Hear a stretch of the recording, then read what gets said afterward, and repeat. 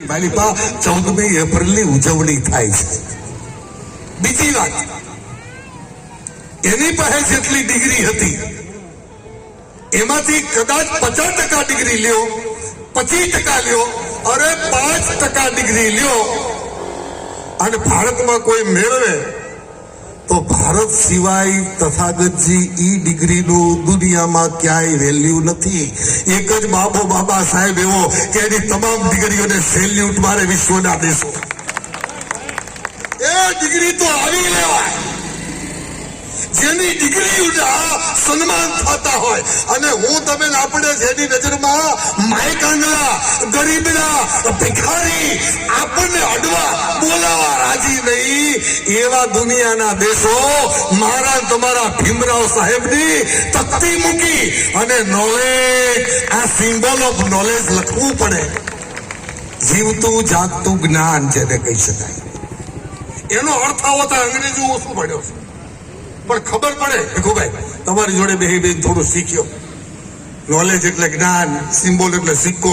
આને ગુંડાનો સિક્કો મરાય એ ગુંડામાં જ આવે, આને કલાકારનો સિક્કો મરાય એ કલાકારમાં જ આવે. પણ બાબા સાહેબને તો knowledge of symbol, symbol of knowledge.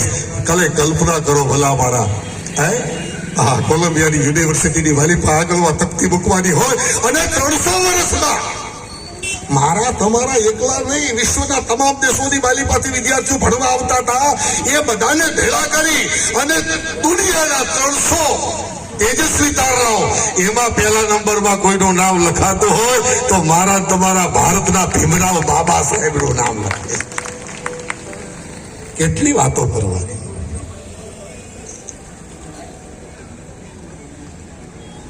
વાહ વાહ, મારો નરેન્દ્ર સોયંકર સાહેબ. હું તમને મારા કલાકારપણાની પણ વાત કરું. બાબા સાહેબનું જેટલું ગૌરવ છે એને એક હાથે નહીં, 2 હાથે સલામ મારવી પડે. અને હું તમે આપણે તો બોલીએ, વિચારીએ. અને ખાસ હું તો તમને કહું કે પુરુષ ભૂલી જાય ને તો મારા એસસી સમાજની હું બહેનોને, મારી મા, બેન, દીકરીને હાથ જોડી બાબુલ બારો પ્રાર્થના કરું છું. એ માર્ગ ભૂલે તો તમે એને ખખડાવજો. આ બહેનોનો ઉદ્ધારક કોઈ હોય, સ્ત્રી જાતિનો ઉદ્ધારક હોય તો એ બાબા સાહેબ ભીમરાવ છે.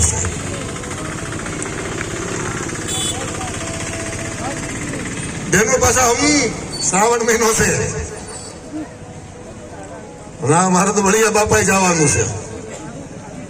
બધું કરજો બાપ, તમને બધી છૂટ છે પણ બાબા સાહેબને ભૂલતા નહીં. બાબા સાહેબે મને તમને આજે મંચમાંથી બારોટનો દીકરો આજ બેહી તમારી સામે આ ગર્જના કરી જે બોલું છું ને બાબા સાહેબની દેન છે સાહેબ.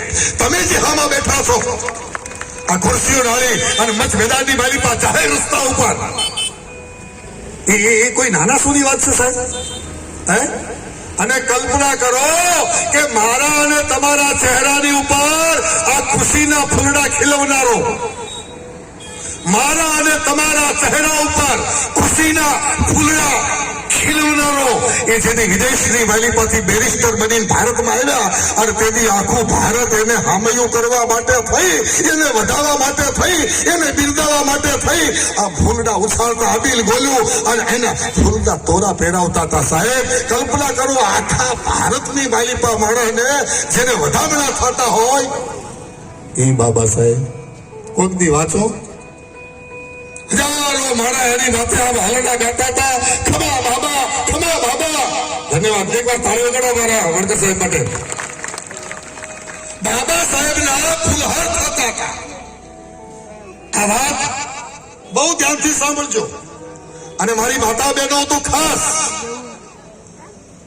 આખા ભારતની વાલીપાથી તમામ માણસો એની માથે અબીલ ગુલાલ ઉડાડતા હતા. તેથી બાબા સાહેબના ચહેરાને ખાલી કવિતામાં મેં વાંચ્યો છે, હું જોવા નથી ગયો પણ કવિતા એવું કહેતી હતી, એ કવિતાના શબ્દો રોતા હતા કે બાબા સાહેબના ગળાની બાલીપા ફૂલડાઓની માળા હતી, ખંભે સાલ હતી અને એની એક આંખની બાલીપાથી આહુડા પડતા હતા. સાહેબ બાબા સાહેબની આંખમાં આહુડા જોઈ ગયા અને કોઈક નાનો 13 વર્ષનો દીકરો જોઈ ગયો અને જઈ કીધું બાબા રોવો છો કેમ રડો છો તમે?